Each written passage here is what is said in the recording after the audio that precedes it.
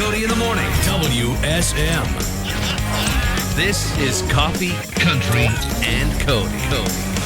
Well, welcome to our studio home. It's new to us. About 3 months worth of the Acuff House on the Grand Ole Opry Plaza. West Tennessee is getting rain this morning, and we're going to later. But right now, it's absolutely gorgeous out there, Charlie. Mattos. It is quite beautiful. Yeah, we've had a great couple of days in Middle Tennessee. Did you take a walk this morning like you usually do? I did. Made it over to the hotel. Visited our old place. Like to say hi over there. Who'd you say hi to? The security guards still know me after 20 years. So. Annie Nye is our studio director. Jeff Roberts is in master control here, the rock solid Roberts. George Strait is going to be recognized by the CMA folks at the November 20th CMA Awards on ABC with a Lifetime Achievement Award that's named in honor of Willie Nelson. And I was looking back, this is the date 5 years ago that we celebrated the 53rd edition of the CMA Awards. Carrie Underwood hosted with special guest hosts Reba McEntire and Dolly Parton, you may remember. Legendary Women in Country Music was the theme. Entertainer of the Year, Garth Brooks. Casey Musgraves was your female vocalist and music video of the year for Rainbow. Single of the year, God's Country by Blake Shelton. Luke Combs was your male vocalist. Old Dominion, whom we just heard on WSM Radio, vocal group. Musical event of the year, Old Town Road, which is that still Jackson's go-to in the backseat? No, sadly he has passed on from Old Town Road. That's a recurrent now. Oh, yeah, headed to oldie status. Oh, yes, very much. Little Nas X and Billy Ray Cyrus. Hey, we got the McCrary Sisters. We're going to celebrate a very McCrary Christmas on Coffee, Country, and Cody here in just a little bit with Regina, Ann, and Alfreda. We actually got to see them when I got my star in the Music City Walk of Fame. Yep. The Fairfield Four, of whom their father was a founding member, got a star in the 2024 class. So I was very excited to go in with them. And my wife got to meet Regina for the very first time. And she just walked away and goes, "That's the most beautiful woman I have ever seen." This is Coffee, Country, and Cody. Well, TNTrailsandbyways.com. Get off the beaten path and take the scenic route. Stand out on the scenic route, I like to say. When you get to that website, one of the first things you come up on is you can say filter down the trails by location and by clicking the signs below. And when it says signs, each of the little road signs that you see as you travel across Tennessee, north to south, east to west, you will see the Cotton Junction Trail. You'll see Ring of Fire, the Jack Trail. Those two, the latter two, are Nashville is centrally located right there where they come together. The Promised Land, Rocky Top, Top Secret, on and on, these great trail names. The Sunnyside Trail over in Bristol, the birthplace of country music.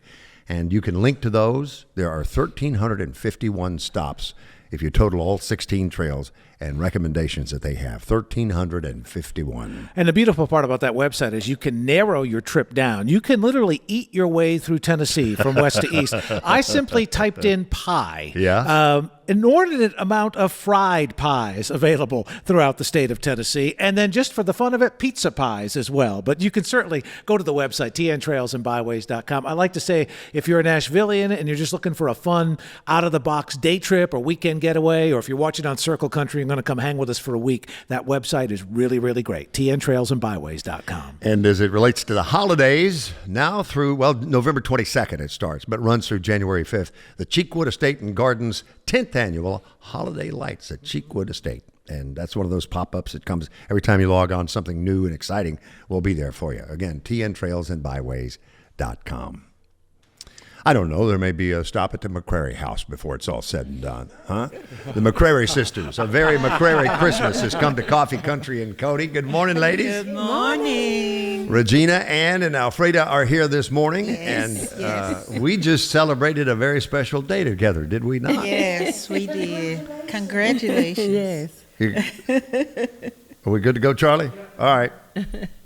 Yeah, the Fairfield Four also inducted when I got my star in the Music City Walk of Fame a few days ago, which your father was a founding member. Give us the backstory on the music in the McCrary family. Oh, my goodness. You know, I've always just been aware that singing was a big thing in our house, in our home. My father, you know, we thought it was crazy for people not to be able to sing because everybody that was around us could sing. You know, groups and different people would come and go. Everybody could sing. So when we would come up on somebody that could not sing, we would think they were joking. So we would laugh, and of course we would get in trouble. But it's wonderful coming from a musical family. And your father was a founding member, Sam, his name. Yeah. Reverend Samuel H. McCrary. And what time period would he have been with Well, I know that. the founding of Fairfield for? Well, one of the mothers, they called her at Fairfield Baptist Church. She started the group, Young Boys. It was a bunch of young boys. At that point, Daddy wasn't a member of them. He became a member when a few years later when they were teenagers. Okay. And he became a member. And so I always say he's the glue that held them together, because there were periods of times when the group broke up, and he would always pull them back together, you know.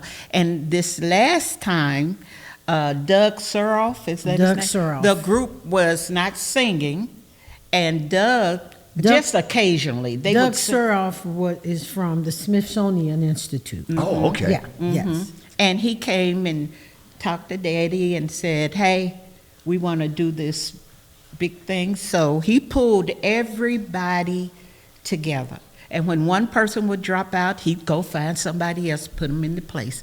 You know, so we always say that he is the glue that held them together, because if it had not been for them, the group would probably not exist today. 103 years. Yeah. And WSM is closing in on our 100th birthday. Wow. We just celebrated 99 back in October, and counting down to 100 October of next year. Oh, WSM on October the 5th, and the Opry on November the 28th. That's great. Yeah. That's great. Yeah. That is a blessing. We want to be a part of that. Yes. Well, Alfreda, I'm curious, the dress code that they presented at the induction ceremony, starched overalls and sport coats or jackets. Yes. Was that the way they looked in the beginning? Did they always dress They wore like? suits. They wore. Okay. Yeah. They had on used to suits. wear tuxedos. And when I guess they got tired of the tuxedo and they decided to do the overall thing. But I think that happened right It was around close in the time- 80s, right? Yeah. 80s, they used to wear the overalls. Oh, yeah. Yeah. Yeah. Kind of like in that era is when they started doing the overalls with the tuxedo coat. And still the white tie and the bow tie. Yeah. It's like, we're going to go casual, but we're going to keep it a little, you know. But some of the pictures of them, they used to be so sharp. Yeah. Oh, They were sharp. Oh my God, and handsome. Yeah. Oh my God, yes. Yes. With that hair slicked back. Yeah, there. that hair would be slicked back. They used to take great pictures, and every time you would run up on them, they were sharp, Yeah. from the head to the feet. Every woman crazy about a sharp dressed man. Yeah, Lord. Yes. You know, I got to work an Opry show a couple of years ago with the Fairfield Four, and it was at the Ryman. And the next thing I know, I mean, they've got the crowd on their feet, and the next thing I know, Leverett Allison is hopping off the Ryman stage and going through the crowd. you know? Right, And we're yeah. like, how's he going to get back up? You know, but they are still born entertainers, really. Yes. You know. Yes. And I think that's where we get a lot of what we do from them, because we could watch them, and over the years we would be able to go hear them, and in some of their rehearsals we could sit and listen to them and mimic them. And that's the reason why we can also, with a full band, just have a good, glorious, good time rejoicing. And then we can also sing a cappella. Yeah. Yeah. Well, a couple of things are happening for you. Nashville's music royalty, the McCrary Sisters, celebrating the 15th edition of McCrary Kinda Christmas. Yes. We will talk more about that. It's coming to Riverside Revival, December the 6th. Have full details coming up in just a little bit. But right now, let's play a song to bring unity to difficult times. And Yes. I'll let you Yes. give the backstory. Did you guys write this? Or did Yeah, I wrote You- it, and Steve Crawford, we co-wrote Okay. together. And it was just a song about unity and standing together, coming together, being one. You know, families are divided, the country is divided. But, you know, if we hold on to one another and have each other back no matter what we're going through, and really just be still and know that God is God and He can work everything out and we can come together. Interestingly enough, we're playing this Let's Come Together, the title of it, from the McCrary Sisters, on a day when the president-elect Donald Trump and President Joe Biden are getting together. They are. The McCrary Sisters. More coffee, country, and Cody is on WSM. Ricky Skaggs, through the years at the Opry, has famously said, I knew as a little boy in eastern Kentucky when I'd hear Bill Monroe singing, Christmas time's a-coming, that Santa Claus was getting his britches on. Yeah. Well, it's kind of the same in Nashville after 15 years when the McCrary Sisters do a very McCrary Christmas in that gathering here in Nashville, which we will talk great detail here coming up in the next little bit. But let's talk about the album that bears that name that is out at holiday time. Yes. Go and talk about it, then, Frida. Go on, Frida, you talk about I it. didn't hear what he said. He's talking about the album, our Christmas Yes, album. a McCrary kind of Christmas. McCrary kind of Christmas. Well, I tell you what, since everybody act like they don't know what they're talking about. It's early. But you have a lot of special folks that collaborated on this album with you. Yeah. Yes. We had who? Buddy Miller, Cap Mo, Allison Christ. Go on, girl, keep going. You got a good memory. Jerry Douglas was on it? Yes. See if this sounds familiar. Okay. Includes collaborations with Alison Krauss, Keb Mo, and Jerry Douglas, Buddy Miller, Shirley Caesar, Steve Crawford, whom you co-wrote Yes. Let's Come Together with, that we played just before the break. That's Ann's son-in-law. Oh, okay. Keeping it in the family. Yeah. How many McCrarys total? Oh, Were Jesus. there in the whole family? 80. Feels that way. It's a bunch of lot. It's a lot. It's a lot. 4 boys, 4 girls, and out of the 4 boys, 4 girls, everybody's got at least 2, 1, or 12 kids. And during Thanksgiving and Christmas. I wanted to talk about that when we talk about a very McCrary Christmas. What was Thanksgiving? What was Christmas like for your family? Wow. Take us back. Full. And what part of town are you in growing up as little girls? Close to Belmont.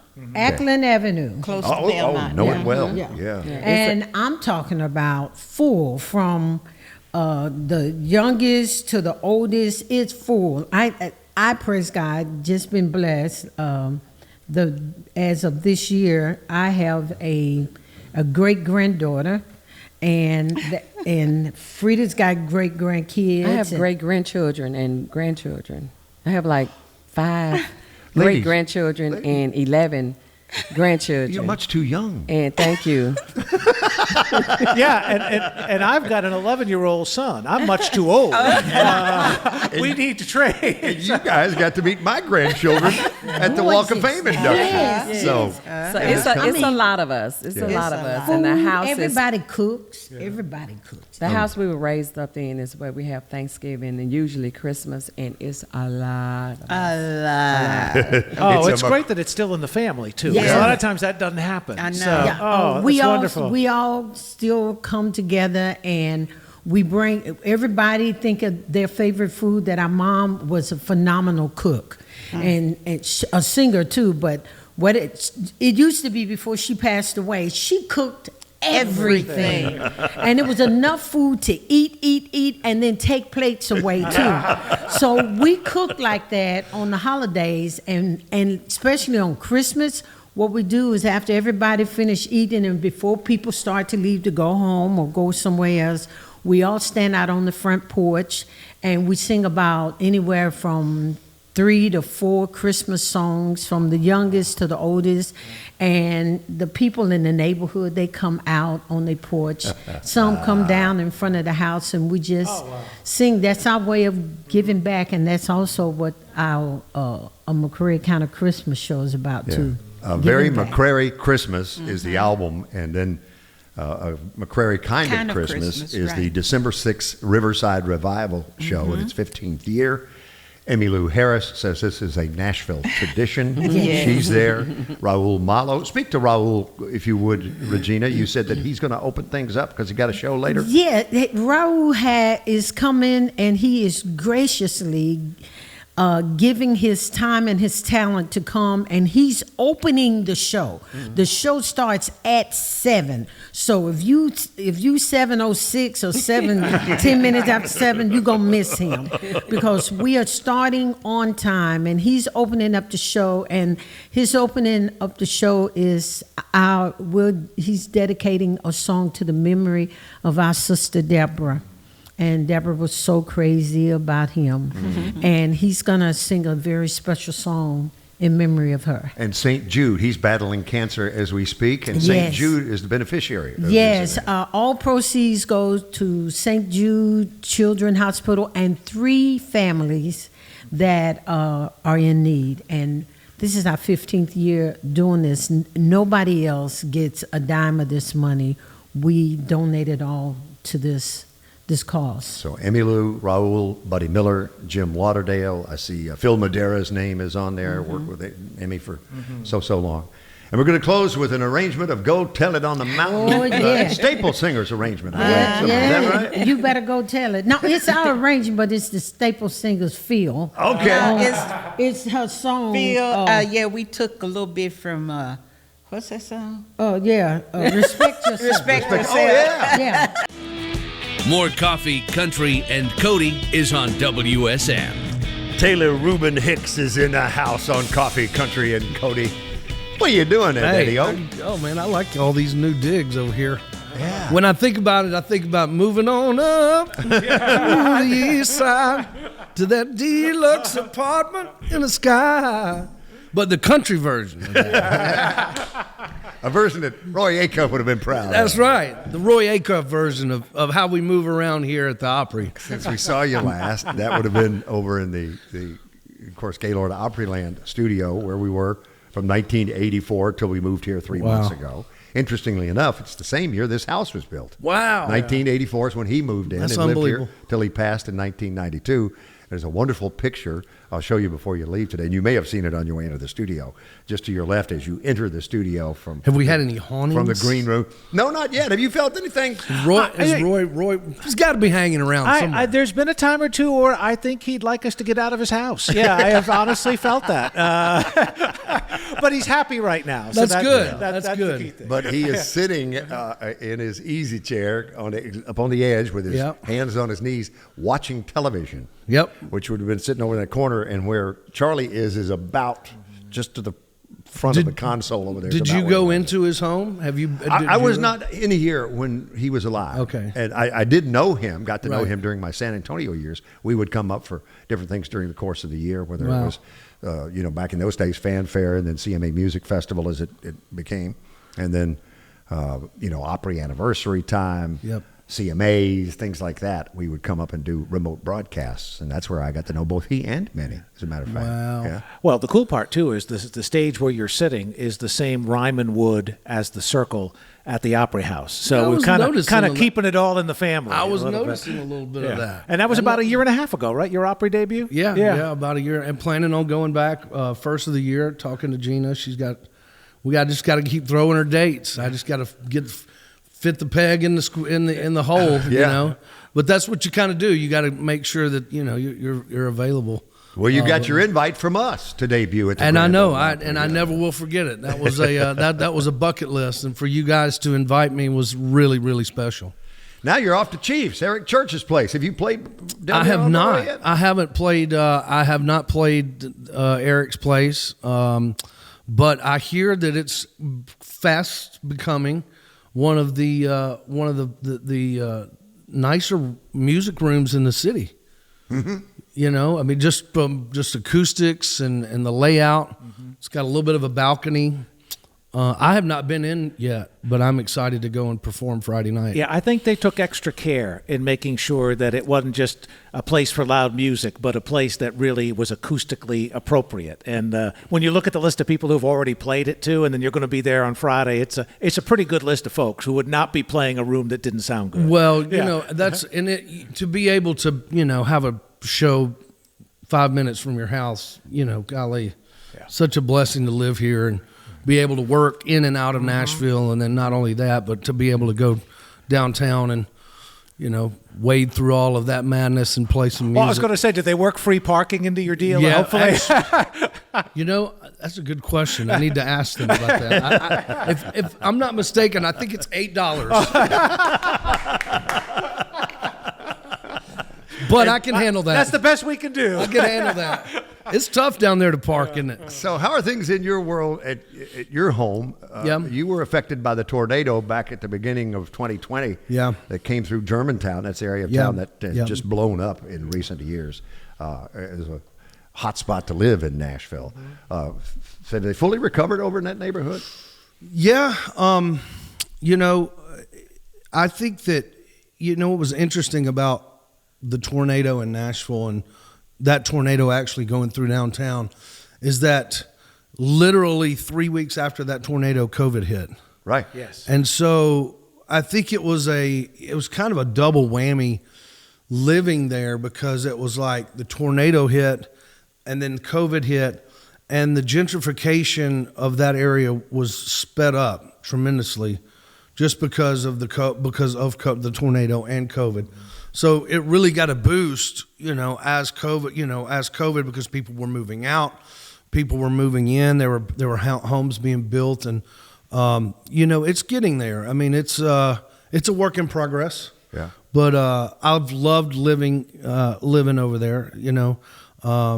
My family liked to go down to Broadway, so I'm close to that, which they'll be attending with me Friday night at Chiefs, which I'm excited about. Yeah, nice. You could walk to the baseball stadium if you don't mind a little bit of a hike. The farmers market isn't too far away, so it's a nice urban area. It's a great area, and for me, living in and out of Nashville since I was 28 years old, I just kind of if you've been around long enough to know which areas have the opportunity to blossom, but you gotta live here long enough to figure it out, or let somebody tell you, and that area, Buena Vista, Germantown, such a great area, and very blessed to live there.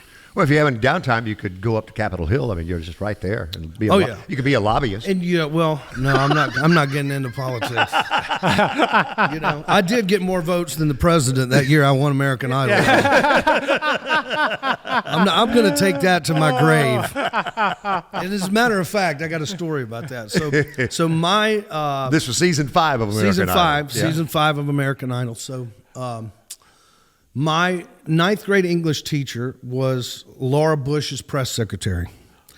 And they would send Miss Dryden, would send me pictures of the White House and the Bush administration voting for me. They would all be sitting around, and they'd send me pictures and voting for me. And so I was fortunate enough to be able to ask to have lunch in the Oval Office with George Bush. So I went. I was very nervous because, believe it or not, and I mean, golly, this was like 18 years ago. The tensions were high in Israel and Russia, and I mean, Putin and President Bush, they were having some sort of big meeting in the Rose Garden, and I came first, and then I sat down, and I was stunned at this point. Had my suit on, was just waiting, and then they said, well, you can go into the Oval Office now. And so I went in, and I was standing there, and Mr. President said, well, Taylor, how'd you do it? And I said, with all due respect, Mr. President, what do you mean? And he goes, how'd you get all those damn votes? That's pretty funny. A president asking me how to get all votes. Man. That was a special moment for sure for us and for me and all the idols at that point. He seems like a guy, much like Bill Clinton, depending on whatever side of the aisle you fall on, that you could just hang with. And he seems like such a normal person for a person in such a position of power. Very, very cool. And just a really, really nice family, and I'll always cherish that memory. But yeah, he was he was something else. You know. Speaking of cherished memories, we're going to play Porch Swing. That was inspired by your grandparents, right? Yeah, you know, well, I was thinking about this when I wrote it. You know, I know that you know, John Anderson had Just a Swingin', and so I decided to kind of graduate from that idea, and I figured I'd write something about what he was talking about swinging on. Yeah. You know, so I grew up on a porch swing, and I think the porch swing is kind of an American timepiece. You know, I mean, lots of breakups and lots of family discussions, and it's a historic piece of American history. So I decided to write about it. Yeah. From WSM Radio, this is Coffee, Country, and Cody. And Taylor Hicks is in the studio. His first visit to our A-Cup House studio, our new home, about 3 months now. And on his way to Chiefs for the first time, going to play Chiefs on Broadway. He's playing there on Friday night. Going to play for us here in just a little bit. It's been almost 18 years since American Idol for you, hasn't it? Yeah. But, you know, I can't get any more grayer. You were gray then? You're gray now? There. Yeah, it was gray then, gray now. Not changing. Now, my weight might fluctuate a little bit, but the gray hair is not going anywhere. That's a great place to take this part of the conversation. Voted Alabama's best barbecue, Saw's Barbecue. Yep. Are you an owner? Yeah. Okay. Yeah, owner. But who runs it day to day for you? We have 6 locations in Birmingham. So yeah, we've got managers, and we definitely push barbecue out of the door there. We've got a dish called pork and greens, which is stone ground cheese grits, collard greens, pulled pork, Alabama white sauce and red sauce topped with onion rings. Oh my goodness! It's becoming it's kind of a very famous Alabama dish that one of our chef Brandon Kane put together, and Mike Wilson and Mike Wilson is Saul. Mike That's Wilson his nickname? is sorry blank Wilson. That was his nickname growing up, but he ended up being a hell of a pit master. And we've got a sweet tea fried chicken sandwich. We brine our chicken in sweet tea and pickle juice, deep fry it, put Alabama white sauce on it. But I tell you, it's every entertainer needs a side hustle. I knew that going into this thing, and it's been fun. I've enjoyed promoting the brand. Do you see a Nashville location? I do, yeah. But here's the thing about Nashville is that for us, we would like to just start small, just hole in the wall and build it from there, you know, and because if you have a line outside, then people are going to want it more, right? Yeah. So that's kind of where I would think is to go into somewhere like East Nashville and really kind of have a little small shop, but the food speaks for itself. You got to build it slowly. Did you get any of the idea for the barbecue business from your years on State Plate, the television series? That you did? Yeah. I mean, we did. I love that series. Well, I appreciate that. I really did. We did 50 states and put 50 plates of food that was just iconic to that state, and. There was some stuff that I liked, and there was some stuff that I didn't like. What did you not like? Well, there's called Eskimo ice cream in Alaska, and that is whale blubber and blueberries. And that is something that I just couldn't develop the taste for it. That's a long way from Trustful, Alabama, let me tell you. I think there's a reason why Jenny's has not cloned that flavor. Yes, that's exactly right. Whale blubber and blueberries, and it's called what? Eskimo ice cream. They love it up there. They really. It's a traditional kind of a dessert up there in Alaska. So. So suffice to say, though, I know where you'll be eating when you're playing the Lyric Theater on December 20th in Birmingham, Alabama. Oh gosh, yeah. I'll be. Yeah, that's one of the perks is when I have the band. We do a big thing. I'm associated with Toys for Tots, the Marines Toys for Tots. We do a big thing in Birmingham, and I've done some national stuff with Toys for Tots, and the Marines come out. We all the patrons and ticket buyers, they bring toys, and we got big boxes of toys for the kids. And, when you have for me, having something tangible that that's going to go into a child's hands, is always good to see. Yeah. You know, from a perspective of giving, especially this time of year when it is the giving season, you know. And that's a beautiful place, that lyric. Oh, yeah. Oh, my The gosh. old vaudeville. Yeah, I love know? those kind of buildings. You know, didn't even need any acoustics, didn't even need any amplification. You just get up there and sing. And, you know, sometimes in the show, I'll just start singing without a mic, and you can actually hear. Taylor Hicks, Maybe You Should, live on Coffee, Country, and Cody from the Acuff House Studio on the Grand Ole Opry Plaza. Thank you so much for that. Love you guys. Thank you very much for having me. We'll see you on the opera real soon. It's amazing how a song turns out when you write it with two Nashville Songwriter Hall of Famers, Boy, I'm telling Mike you. Reed and Gary Well, Nicholson. And I think I just caught them. I think one of them was going through a little something, maybe a little breakup or something. I caught them on the right day. More Coffee, Country, and Cody is on WSM. For some reason, the end of that song always reminds me of Lost in Space, the theme of Lost in Space when we were kids, when that series was on. Danger, Will Robinson. Well, Danger, Michael Ray. Listen to this. Michael Ray, he posted this on social media. Victim of a smash and grab burglary in Nashville. Heated post on social media. Michael says, "Welcome to the new Nashville, where you can't even park your truck without somebody breaking into it." And he isn't the only one. Another person that's been a victim, The Voice alum Jay Allen, recently held up at a grocery store here in town. So that's making news this morning.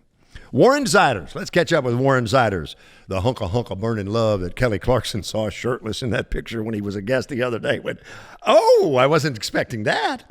Launched with, of course, Pretty Little Poison, big hit for him last year. Warren's had quite a few bucket list moments checked off since then, including... Obviously, having my debut at the Opry, that was a big moment. Selling out my first time stepping into the Ryman was really cool. Playing my first stadium show, opening up for George Strait, was amazing at the Ohio State Stadium.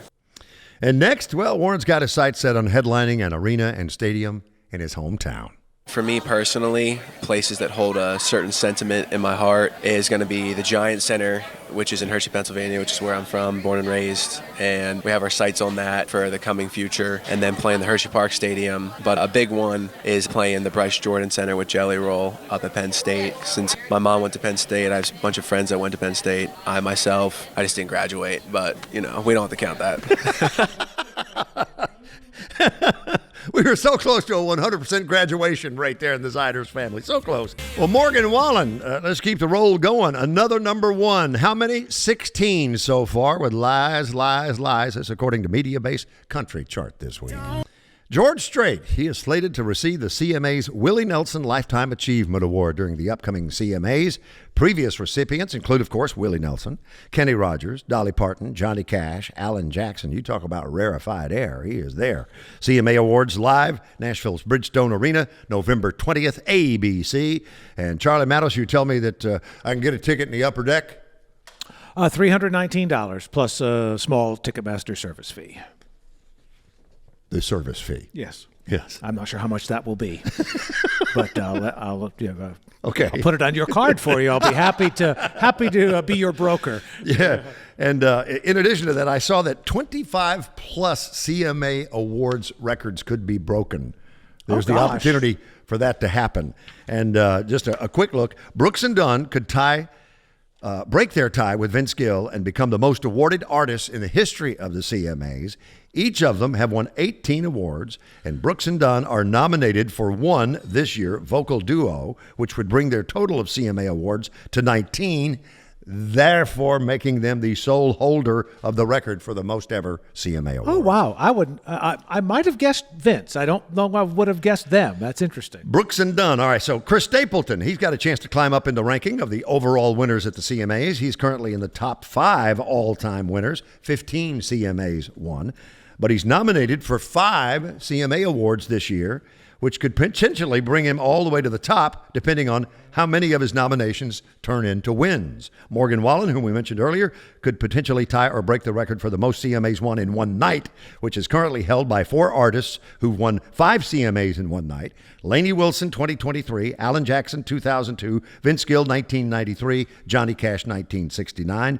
The record could also be tied by Chris Stapleton if he manages to win all 5 of his nominations. Cody Johnson also got 5 nominations, but 2 of those in the same category. So unless both his nominations in that category end up winning in a tie, he would not be able to reach 5 victories in one night. Whew. Who knew?